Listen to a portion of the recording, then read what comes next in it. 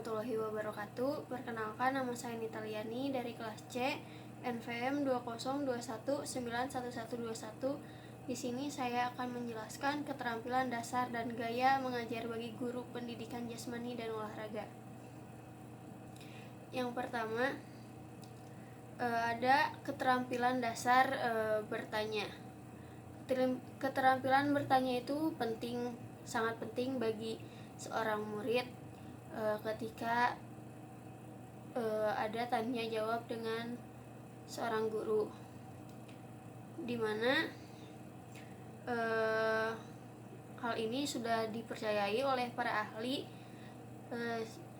untuk dampak positif bagi pelajar tersebut.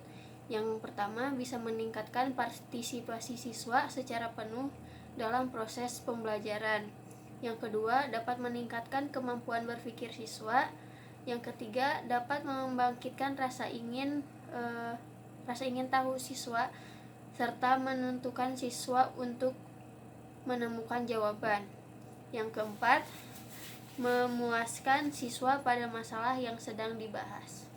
Yang kedua, ada keterampilan memberikan reinforcement, di mana reinforcement ini dibagi menjadi dua, ada yang verbal dan ada yang non verbal. Yang verbal itu penguatan yang diungkapkan dengan kata-kata, baik kata-kata pujian, penghargaan, atau kata-kata koreksi.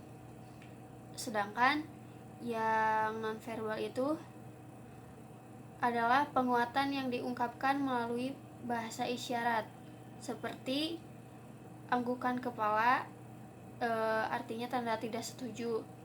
Terus geleng-geleng anggukan kepala yaitu setuju, dan geleng-geleng kepala itu tidak setuju. Kemudian ada daya mengajar guru pendidikan jasmani. Dalam hal ini, perilaku mengganggu dapat muncul dari beberapa faktor, diantaranya kondisi psikologis. Kedua, siswa pernah mengalami perlakuan tidak mengenakan dari guru.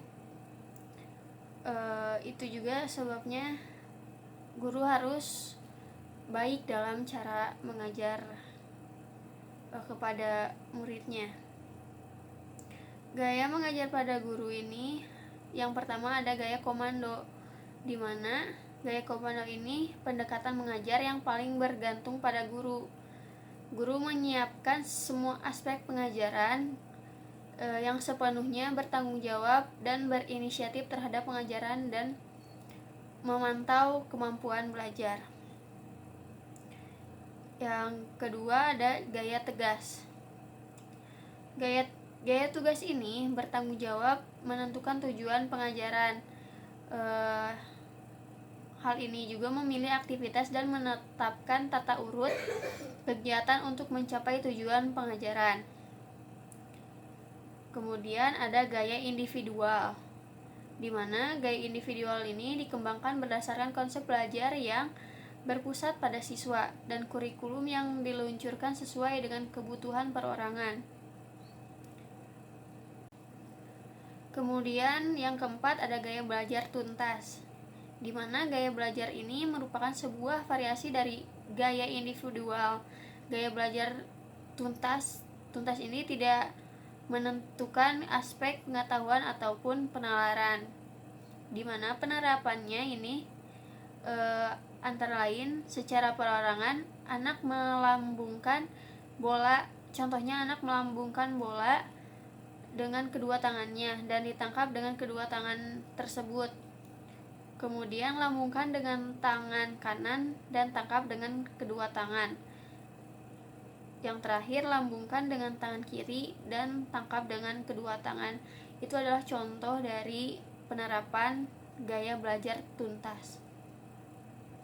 Yang kelima ada gaya pemecahan masalah, di mana gaya pemecahan masalah ini mempunyai ciri terdiri atas masukan informasi, pemikiran, pemilihan, dan respon. Kemudian yang keenam ada gaya eksplorasi terbatas, di mana tugas guru ialah menyiapkan pelajaran, materi, dan petunjuk umum, dan siswa bertugas untuk menentukan sendiri respon yang sesuai. Jadi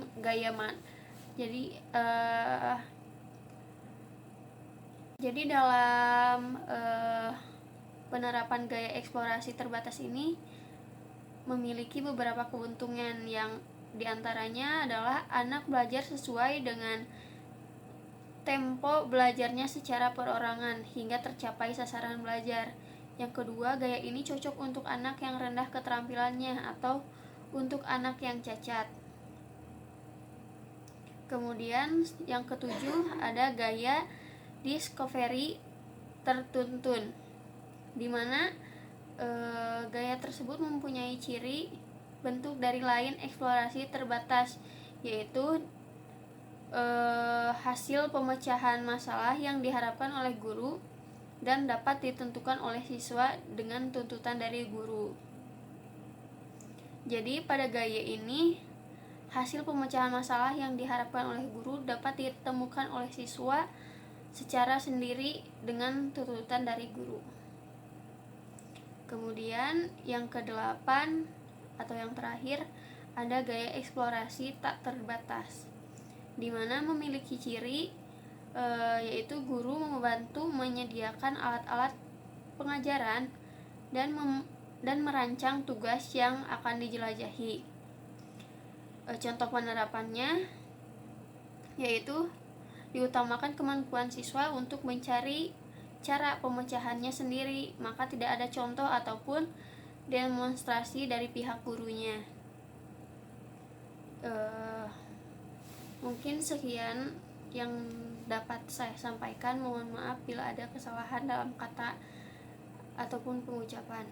Wassalamualaikum warahmatullahi wabarakatuh.